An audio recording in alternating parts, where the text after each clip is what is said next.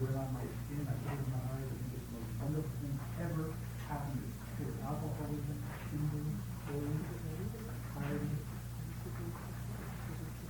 Would you like to start? Oh, really? Okay. Well, I guess I blew it a little bit. Anyway, like I just said, I'm very much into urine. And right now, what happened? Is this turning into a fiasco? Oh, okay. So we have with us today, listed in your schedule, Abbie Breit. Abbie's been doing urine therapy for over 10 years. Her husband, Royal, has been doing it for 15. I met them about a year ago. We went to a meeting of some people with a magazine and some people who wanted to know what was going on in this therapy. In your mind, you're thinking, this stuff is miserable, it's a poison. Go the other way. Go 180-degree turn and realize it's none of those things. It's not a terrible thing. It has everything in it you need to cure yourself. Abbie is going to speak on those things. I'd like you to introduce you, possibly a little hand. She's going to tell you some very, very wonderful things about your own urine. Abbie.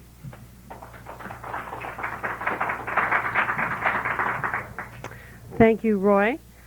Bear with me, fellow man and woman. I'm a little bit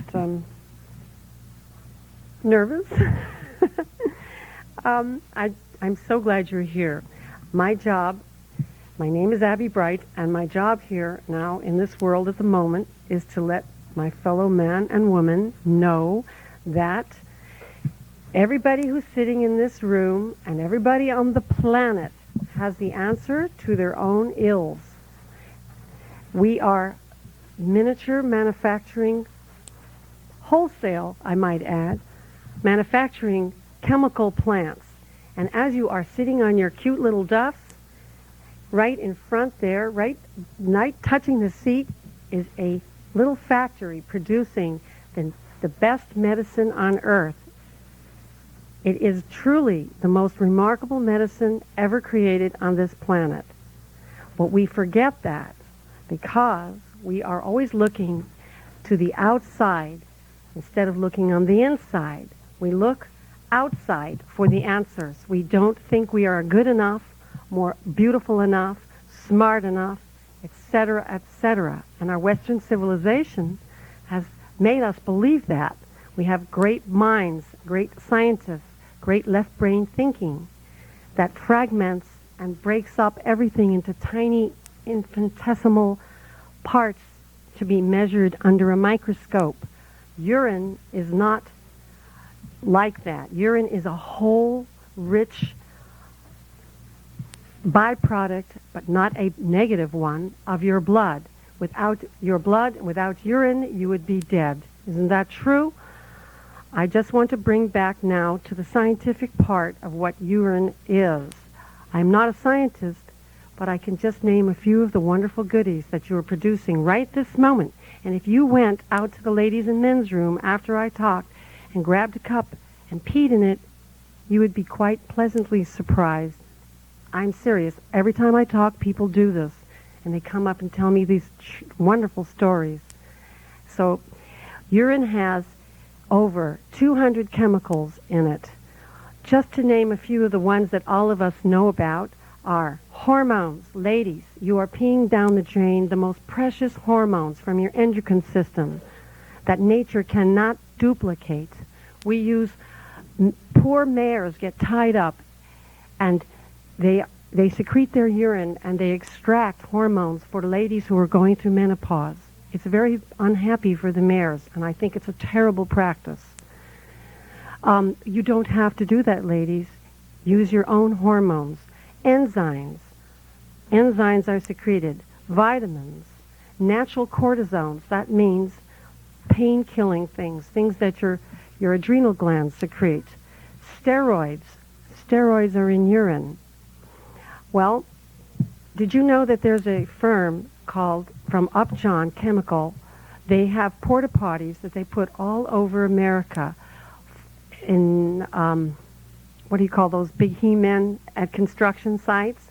those very strong guys, they need these porta-johns while they're building buildings.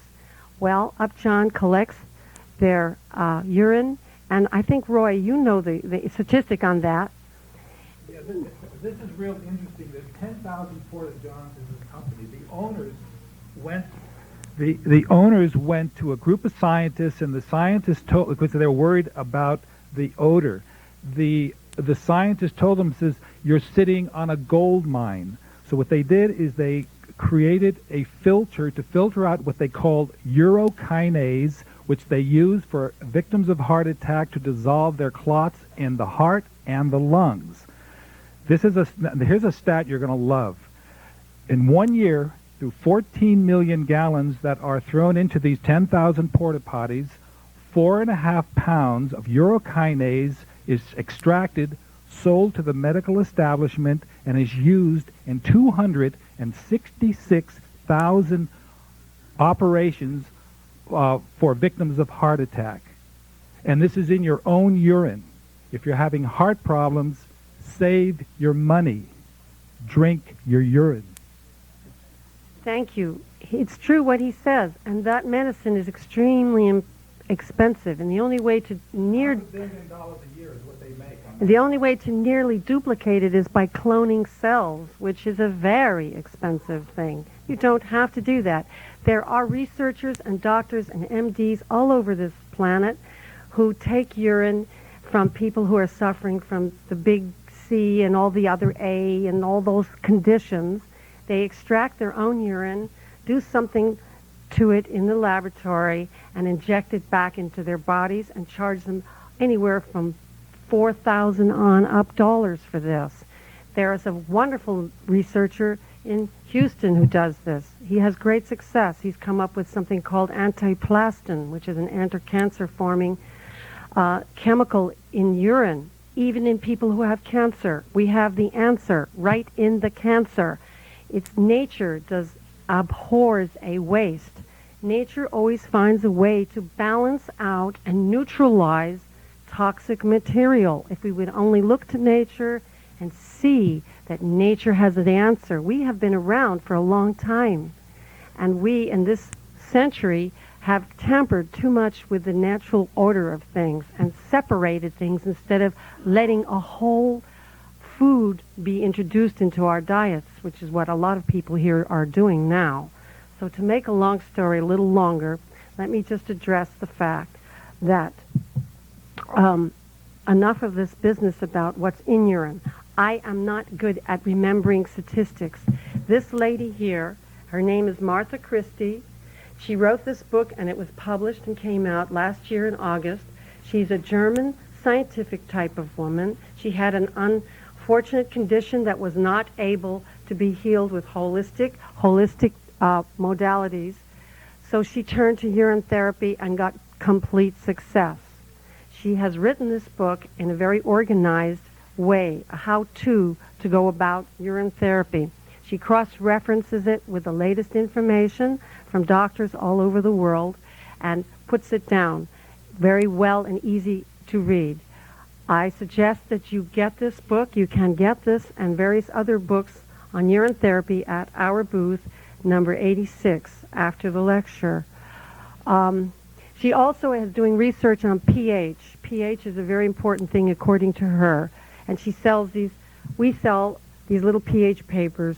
And her contention is, and I'm not too familiar with this yet, but I'm just experimenting now, is that if your pH is too acid, too alkaline, look and see what kind of foods you can do to correct it and check your urine. If you're having a condition and you're doing urine therapy, it's a nice way to monitor. It's a good idea. But don't get overwhelmed, ladies and gentlemen, with the idea that your pH should be this or that. It's not important. Those are just indications. The point of urine therapy is that we learn to trust ourselves. We learn to look inside ourselves. We have this fabulous golden shining nectar coming out of us every day with the answer to our problems. What is a vaccination? A vaccination is a little toxin, is a little poison. In that poison is the yin and yang, is the answer to the toxin. In India, when they get bitten by snakes, they use urine, and they also use the toxin in some way from the snake bite. It gets back into the body, and you find your antigen or antidote to the toxin. It is the first and foremost, most powerful homeopathic remedy on the planet. All I'm not up on homeopathy either. I cannot really speak on the subject. I can just say that that's what urine does with the negative discharge of toxins, because people in here are all led to believe that we're peeing away poison. Well, why? The body secretes it. It must be bad. I say, if this is a strawberry right here, see, it's red, isn't it? It's a strawberry, and it's grown on organic soil, and I eat a whole box of organic strawberries, and I might have a little left over in my blood after it's been processed through the digestive system, and it goes through the whole system, and something comes out in the urine. Does that mean that organic strawberry, after it's gone through my body, whether it's healthy or unhealthy, is poison? No, it's not. It has good things still in it that can be used for the body. The same thing with leaves coming off a tree. It goes back into the earth. It fertilizes the ground that the trees are, the root system of the tree. If you cut the lawn under the tree and take away its natural waste of the old dead trees, the trees are not as healthy and they get diseased. Urine is, I will answer questions later. Urine is like that. Man or God, whoever put us here, did not leave us here with the idea that we have to look out of ourselves to get help. We have everything we contain. Einstein said we use how much of our brain? Somebody come up with a number, 6%? Or what is the number that Einstein said we are sleeping, we're walking sleepwalkers? 2%. All right. Of what percentage? Of 100% of our brain? It's the same thing with looking inward for the answer. Spiritual teachers say look inward. They say look to God, look to the universe, look for something higher, but don't look for the answer in a doctor. Now, I'm not saying I don't like doctors. Some doctors are fabulous and wonderful and do great research and save lives. I'm just saying that as soon as you have the thought that I am sick, I'm not enough, I feel bad, I need a pill, I need somebody out there to give me the answer, you've lost. The answer is you. You are a chemical factory. You just have to be reawakened to the idea that you can heal yourself. Herbs are wonderful. Natural medicines are wonderful. Homeopathy is wonderful. With urine therapy, you can use these remedies in conjunction with urine therapy. If you're going on a urine fast, we recommend nothing but urine and water. That's another subject. I don't have time. There is one no-no with urine therapy. Listen carefully to this. Never take urine therapy, ingesting it by mouth, drinking your fresh urine, if you are taking allopathic drugs. That means high blood pressure pills, etc., etc., etc. If you decide that you would like to try this, and you are taking drugs, take at least 3 to a week of weaning yourself off the drug and taking at least 3 days to a week of doing no drugs whatsoever and flushing your system with water or juices or whatever you like before you try the urine therapy. Please do not do this if you are taking allopathic drugs. I do not want to be held responsible for, you said, da-da-da. I did not. It's very important. Okay? Now, how much time do I have, somebody? I have 16 minutes? Boy, that's great. I thought I would talk a long time. Now, I want to get back to the point of using it. Perhaps you would like to know how to use it. But before I address the using part,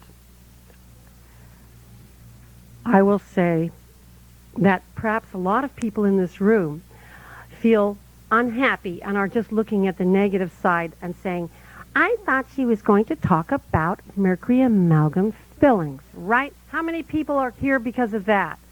1, 2, 3, 4, 5, 6, 7, 8, 9, 10, 15, 20 people. I will address that, ladies and gentlemen. I'll address it right now. And I will say that I was scheduled to speak on that 2 months ago, and not a general talk on neuropathy. I wish this could be made higher. Is there any way to make this higher? I don't want to hold it. It makes me nervous. I have no idea whether... Thank you. I don't know if this is coming through or not. I was told to get very close. The lady with the thing is not here. Anyway, Martha Christie, who wrote this wonderful book, I suggest if you are at all interested, read this Bible here. She was scheduled to speak Friday, Saturday, and Sunday, which is wonderful. Not many times do you get 3 days to speak. She had to cancel her engagement and go to Germany and translate this into German. And she asked me personally to take her place for Friday, Saturday, and Sunday. And I said, I'd love to, but they said, well, there's a waiting list for other speakers, so that's fine. They gave the speaking spots to some other nice people. So I'm here. So my speech is going to be less about mercury amalgam and more about urine, because she would have covered it in those 3 days. Okay, so I hope you're not disappointed. She'll be back. She travels. I'm here in LA. I am open to counseling with people. We have a healing center. It's on that blue flyer on the table, the turquoise blue. We have a new healing center. And I have a workshop coming up next Saturday night from 7:30 to about 9:30. I will get into depth about urine therapy there and answer more personal questions. I have a urine support group the first Sunday of every month in LA and the Valley, and I've been invited to go to San Diego. If any people are here from San Diego, please come to our booth and we will put your name down and we'll get together down there. Now, the mercury amalgam filling situation. I have had, since I was a teenager, asthma, allergies, and I have been allergic to everything you can imagine, just about. And I've had all kinds of respiratory problems. And I was allergic to cats. And I lived with cats when I was a little girl, and they were like my buddies and friends. I couldn't live with them for a long time, up until maybe 2 years ago. Because I had such severe asthma, I was in the hospital 3 different times with shots of adrenaline, and that makes you into a speed freak. You don't stop talking, and your heart pounds out of your chest. They won't give you speed, or rather adrenaline, which is sort of the same in a sense. The results are the same if you're my age. So you have to suffer and take drugs all the time. I know many people with asthma. I do not take drugs. I haven't taken drugs in about 8 years or 10 years. Ladies and gentlemen, people, anybody in this audience, is there anybody who has asthma? Anybody who has allergies? Anybody who has allergies to cats? Okay, I don't have that any longer. I live with 2 cute little pussy cats. I even sniff their fur because they go outside and they have clean fur and they smell good, and I like it. I've neutralized my allergies to cats. Back to talking about mercury amalgam fillings. I think that if I had started urine therapy and had no mercury amalgam filling in my mouth and been an ideal person without any problem with metal, I think my asthma would have gone away in an instant, or maybe a week or 2 or a month. Who knows? I think the reason I had asthma and respiratory problems growing up in New York in a damp place over a coal cellar. Every month they put coal underneath my bedroom. I was breathing coal dust. I had postnasal drip in every color of the rainbow coming out of me all my life up until about 7 years ago. Always getting respiratory problems. That was because of the mercury amalgam. I'm positive of that. I figured that out myself. Nobody else did. That causes a problem. The mercury amalgam leaching, that's what it is. And I would say, how many people in here are sitting here with some form of metal in their mouths? Put up your hands, please. Somebody give me a count. Is that like 2/3 or 3/4 of the audience? It's a lot. It's about 2/3 or 3/4. That represents at least a big portion of our population.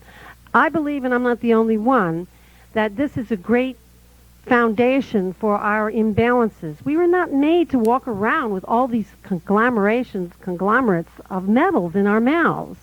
We weren't going to be that ill to begin with, to have that many cavities. But that's another subject. There are other people better qualified than me to talk about it, but I could talk about it. So, what happened was, in spite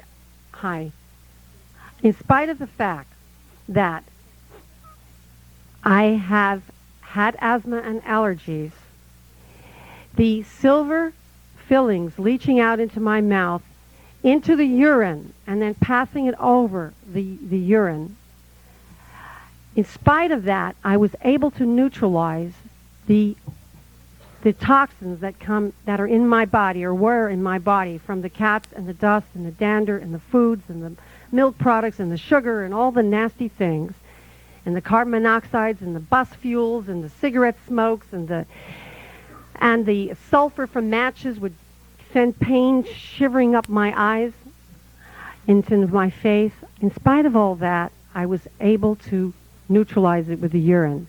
Now, what I'm doing right now, and I'm just started in the process, I'm working with an Asian doctor, an MD, and he has like a $5,000 machine that the government uses to test mercury amalgam. I'm sure a lot of people know about that.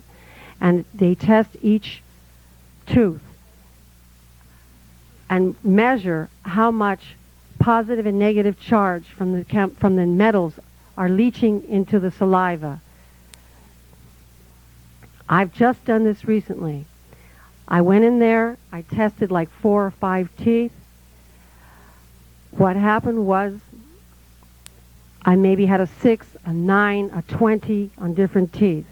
Then I chewed gum, which is what you're supposed to do to increase the saliva, which is acid, which ends up leaching out the metal. They like each other. It's like they're in love or something. They start doing a dance in your mouth, and what happens is that you get something called mercury methylate, which is far more toxic than regular mercury. That is ingested in vapor form down into the saliva, and it goes everywhere down into your digestion. It kills the bacilli, and it kills all the hydrochloric acid. It renders the hydrochloric acid neutral or alkaline, so you can't digest your food. It becomes heavy. It builds up in the joints of your body, in the kidneys, in the liver, God knows. It also goes past the blood-brain barrier. So a lot of us in this room, if we were to drop dead and have our brain analyzed, we would find tons of mercury in our brain. It shouldn't be there. It goes right past the blood-brain barrier. So, back to the test. I chewed gum. The same points rose, maybe. I don't remember the numbers again. I should have it in front of me, but it's just the first preliminary test. Rose tremendously. One of them rose up to 50. My doctor friend said, after chewing, he said, do you know that this amount, the EPA would come in if you had 50 in a place of this kind of exposure, they would shut you down. If it was out in the environment, if that vapor was running around loose, 50% per whatever million or whatever, they would shut the establishment down. Then he was quite shocked, but that was normal after chewing. Then I put my morning's urine. I didn't do any urine that morning. I took it in a bottle, and I took 2 swigs, swished it all over my gums and my mouth twice, swallowed it, and he proceeded testing every tooth. All the teeth, the numbers went way down. I couldn't believe it, and he was shocked. We did it several times, kept on doing that. And it stayed down, as a matter of fact, even though I chewed some gum and got more saliva out. The nasties in the urine that were coming from the teeth, the mercury amalgam, somehow neutralized themselves, and the reading was much lower than before. Went way, way down. Sometimes it went down under the first reading. So that's probably one of the reasons why I was able to neutralize the cat allergy. So all I want to say is about that is that this is an ongoing beginning test, and I'll have more research later on that subject. And if anybody who does urine therapy wants to be with me and work with me, come and see me at the booth, because we are looking for people who would like to do this test to see booth 86, to see whether we can really find out how urine works in relation to that. I think I really can't say much more about that right now, but if you're interested, keep in touch with me, and I'd be glad to share the news later on. I have 5 minutes. Does anybody have any questions on urine therapy? Sir? The question was regarding the sequence of mercury removal. Each has different ratings. Why each has Yes. Yes, the sequence of mercury amalgam removal is extremely important. You have to find a competent dentist. There aren't many of them. I know one that I recommend. If you're really interested, come and see me later. I do not want to mention his name here. He has no reason to hide, but he is overwhelmed with clients. And he only wants serious people who have the money, it's not cheap, to do it. He does everything in slow motion. He only works on 2 or 3 people a day. And he uses a slow drill. And what he addresses is not only the emissions, but if you have a right spin electrically or a left spin. In other words, if it's a negative or a positive charge, that will create a negative and positive charge in your whole electrical system. That's what's very important. I cannot get into that. I don't have the time. But talk to me later about that. I hope that helps you. No, he's not. He hasn't got the time to work with me, but he's assisting me in other ways. That's a long story. I can't get into that. He only believes in gold because he says that's the most live neutral metal that the body can handle better than. There are a lot of problems with plastics and different things like that, and epoxies. I just want to mention one more thing about urine therapy, by the way. This book over here, this is out of print. This was written in the late 70s by a Dr. Arthur Lincoln Pauls, who invented something called orthobionomy, which is a form of gentle chiropractic. He's very popular in Europe. He's an Englishman. In this book,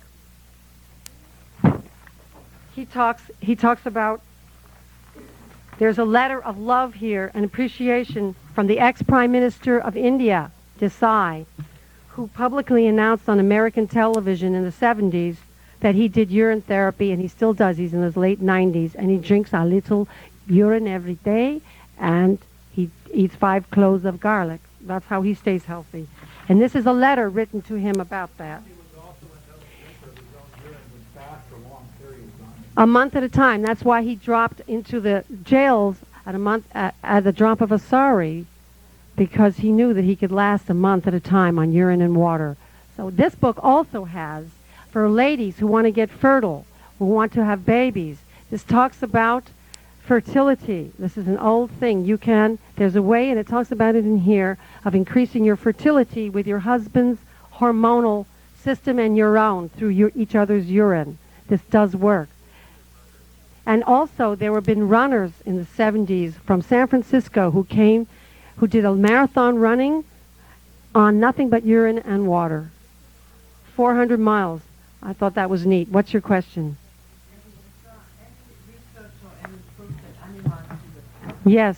Goats love their own urine. Dogs love urine, and other ones too. Also, this book here, The Water of Life, this was written in early 40s by a gentleman who had his name is Armstrong, terrible tuberculosis. For years he tried to get rid of it. He couldn't. He finally did it through urine therapy. His father was a veterinarian, and he added other things that nobody else knew about. There's fabulous case histories in here 50 years ago of what he did to help people who were dying on death's door. Also, I might add that in the Bible, did I say that? In the Bible it says, drink of thine own cistern. Look it up. I can't remember where it is in the Bible, but it's there. That means drink of thine own blood. It doesn't mean drink your blood. It means drink your own urine.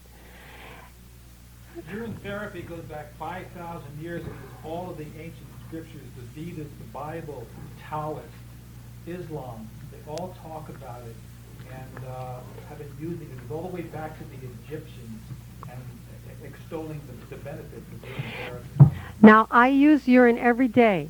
I take, I might, in the morning, when I pee in the morning, I could have at least a cup. But what I do is I pee a little bit off. It's called the midstream.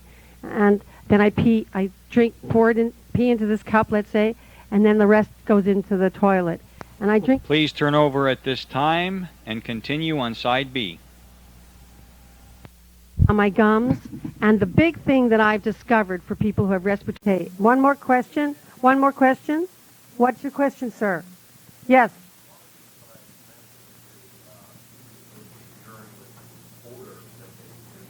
Yes.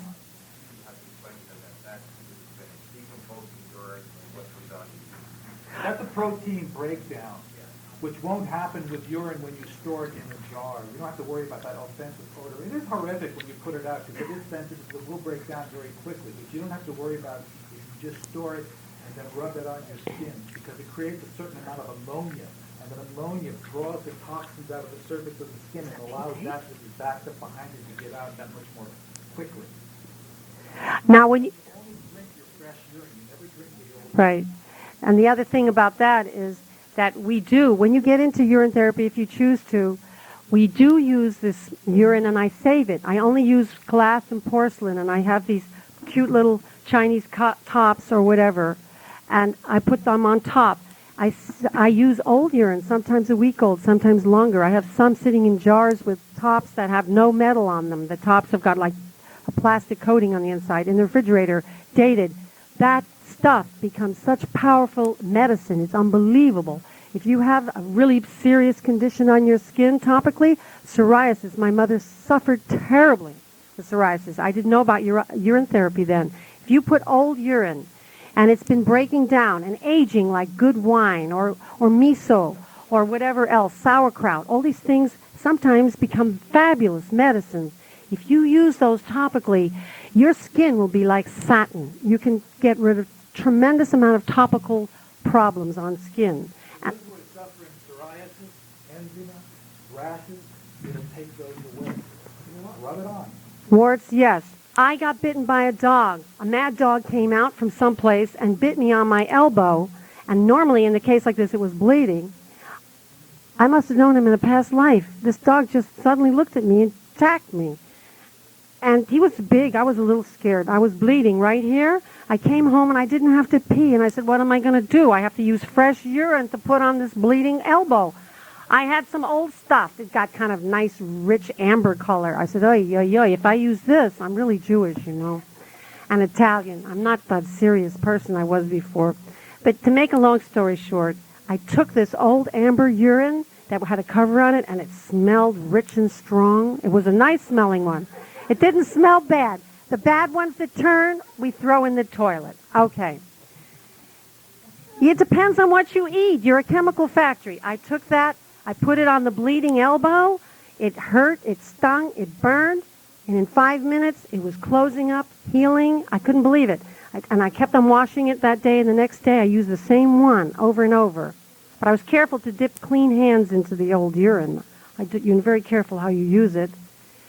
It healed without one scar, and I scar very easily. No scar. And I've used fresh urine on open cuts, and it took longer to heal than this. Why is that, folks? I don't know. Urine has in it the chemicals to help your tissue renew itself faster than anything you could put from the outside. Coming from the inside, if you have a cut, dip a Band-Aid in urine, put it on, and I promise you the next morning that wound will be 2/3 of the way healed. Would you use the urine from a family member? Yes. In India, what they do is they have big pots of urine, like, I don't know, gallons. All right, you guys, you're having a fit. I know, I felt that way too at first. I'm going to really make you laugh. You know how I got turned on to urine? How did you get turned on to urine? Well, my friend returned this book. It was a yellow book. It's the same book, but a different cover. to my husband, and he said, I don't like this. I said, ooh, he doesn't like it. He's reacting. I'll go to read this book. He's got such a reaction. I fell in love, and I read that book. Well, my husband did things like when I wasn't looking, he would pee in the sink. And I said, this is gross. Then he told me about the book, and I understood that it was okay. In India, they take family urine and they pile it together, and they leave it stored carefully. When there's an emergency, they use it on everything topical. Somebody comes home, they cut themselves, they bruise themselves, a bite, a sunburn, whatever. Bleeding wounds, they use it to clean with. The Eskimos clean with it. They use it to clean their instruments. The French and Irish ladies, they used to wash their hands in Europe with urine. It's used in soaps and creams. I mean, people really know about this, but they hide it. It's used everywhere, in every culture, and every class structure. The Tibetan Lamas, why do you think they live so long? I have several books on urine analysis by Tibetan doctors. They know more about urine than all of us put together. They can take a drop of urine and analyze it with their eyes in daylight and tell you what's wrong with you and what kind of constitution you have. I tried to do this. It's not easy. It has to be very fresh. They analyze everything about the urine. It's like analyzing the blood. Just remember that. Anything else before I have to go?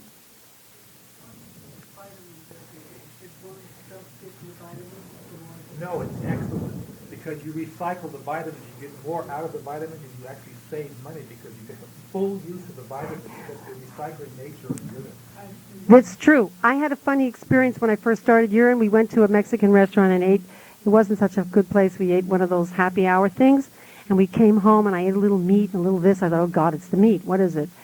The next day, my urine tasted so bad I couldn't do it. My husband the same. It was the lard that we were recycling. We decided, no, we'll just get rid of this.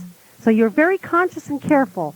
And now, since I began to become very conscious of what my urine tastes like, it tastes very good to me. By the way, when you fast on urine, by the end of the day, it's clear and it tastes delicious, like rainwater. It's called manna from heaven in all the Ayurvedic tests. That's right. It is. It tastes good. You can fast on urine very easily and get... What it does is it cleans, and then it neutralizes, and then it replaces back things that you need. And it rebuilds the internal structure. I'm not the one that said this, but it's true.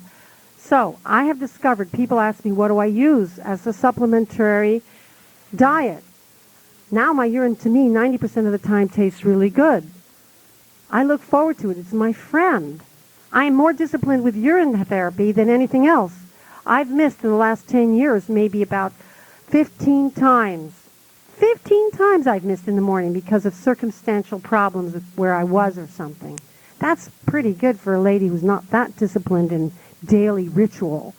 Well, they asked me, what do I drink? What do I take? Blah, blah. Well, I've discovered something recently called Sea Silver Plus. That's a wonderful product. Sea Silver. By the way, urine does taste like seawater in the beginning. It's very salty. It's nice.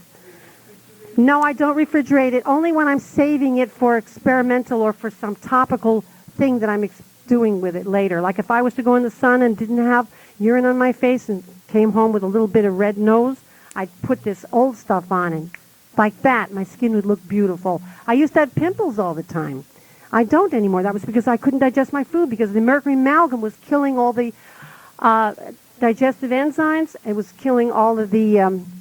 I had candida. It was killing all the hydrochloric acid, the mercury amalgam wash-off.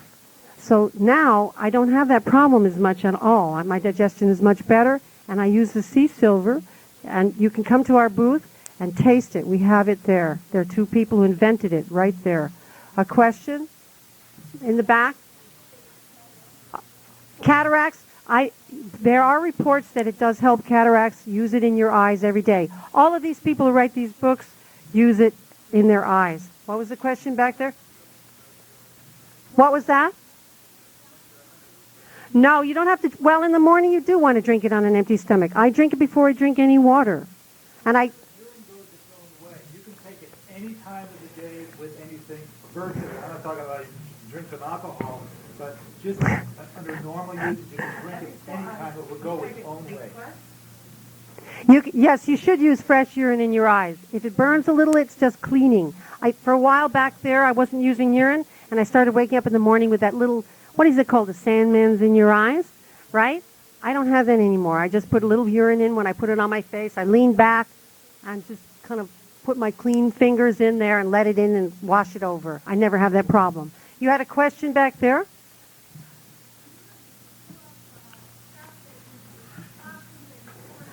Okay. Well, It's absolutely sterile. It has every chemical in it you need to bring you back to perfect health. that's when you need it the most. Antibiotic, steroid, and enzyme attack that illness. You have to recycle it. You have to drink it for it to attack that illness. The chemicals in it. Homeopathy. It has ammonia in it, which is the Eskimos use to sterilize their fishing equipment. We have a question Right. here. Go ahead.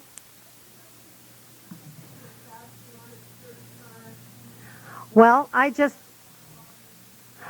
when you fast, just take your morning urine, in the midstream, drink it, drink a lot of water, then drink that. Just keep on doing it all day long. I can fast for like 3 days without feeling any ill effects. When I used to fast on just water and maybe juice a little, the second day my stomach was grumbling. It doesn't happen anymore. The urine is a food. As much as you want, just listen to yourself. If you feel too bloated, cut down on the water, cut down on the urine.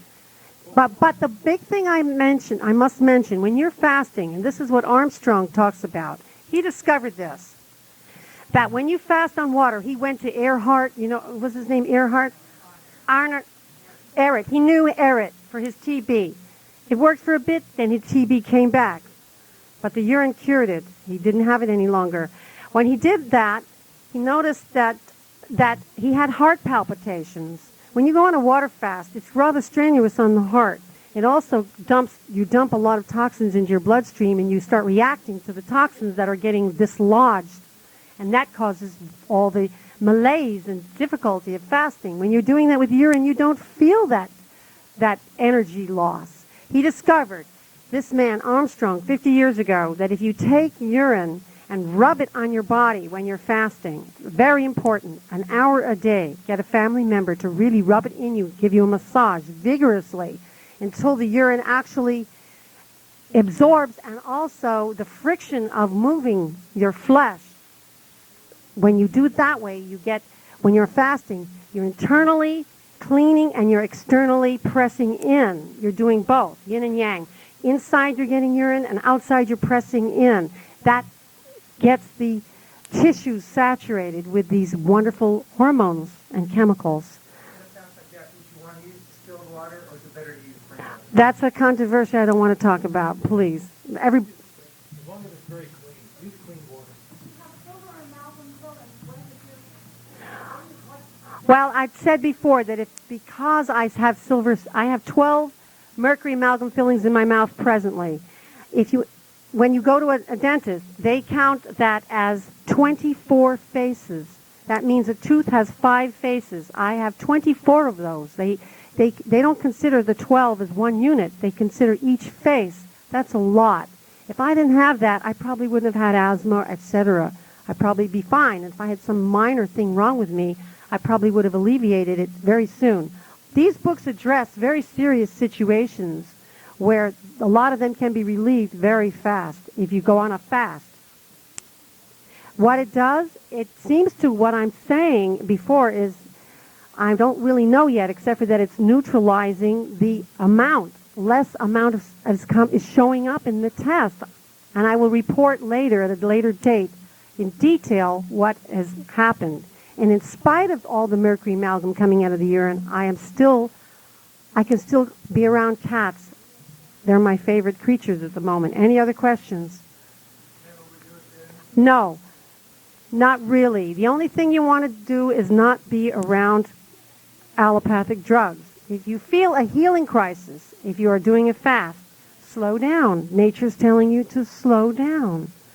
Or get a pH paper, read this book, and I haven't really tried it the way she does because I don't feel the need at the moment, and check it. If it's way too acid, cut out acid food if you're not fasting. If it's way too alkaline, try to get to center. This will help you. Read what foods she recommends to go on that kind of natural cleanse. Is there any more questions? Yes? Do I still need that? Well, it depends on who you are. Yes and no, it depends. I still have a lot of mercury amalgam in my body and in my head. And once I get that out, I know that I will just be I will be really youthing. My hair color will reverse, even though my father had white hair at the age of 40. Lots of things will happen once I cleanse and detox and get all the mercury out of my body. I use it on my hair, and my hair was really thick and nice. Good. Well, why don't you use it again? I use it once in a while on my hair, really old stuff when nobody's around. I put it on my head, and I put a plastic bag over my head, and I walk around the house, and I listen to some music, and, the whole thing. I give myself a beauty treatment, and then I do that for like 6 hours or something if I can, and then I take a shower. My hair is like silk. It shines, it's soft, and it's shiny. It feeds the hair. But with long hair, it's kind of hard to get up there, to keep it in one place. This is used.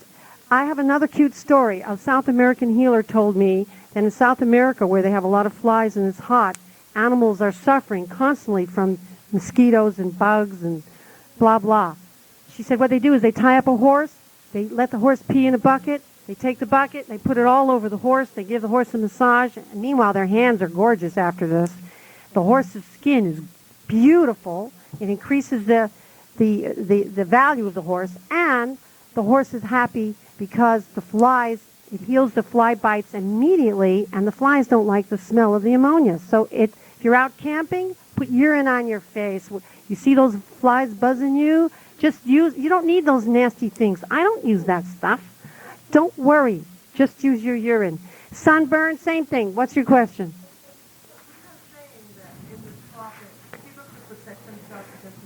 Yes, and I'm also saying that at my booth at the Whole Life Expo a few months ago, a beautiful, young, very calm, gorgeous woman came walking over. She was calm because she lives in Hawaii.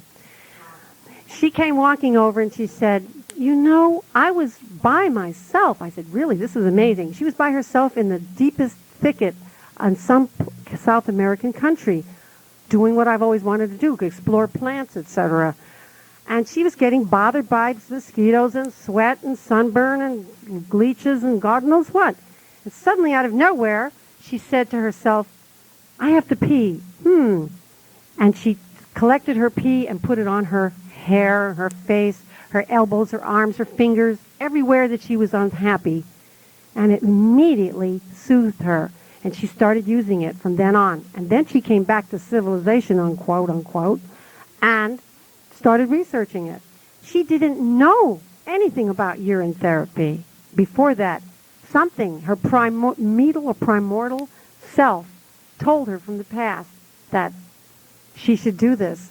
I'm sure that's what the cavemen and other people did long ago. It's very comforting, this warm urine. This poor man's falling asleep. Are there any more... Are there any... Oh, I shouldn't do that. I'm from New York and I'm so direct. People out here don't like it. I don't know what to do. Are there any more questions while I'm still here? Yes. No, I keep it around the house, actually, in the bathroom. I have a very big bathroom, but I don't like to keep it near the commode. I like to keep it separate with a cover like this.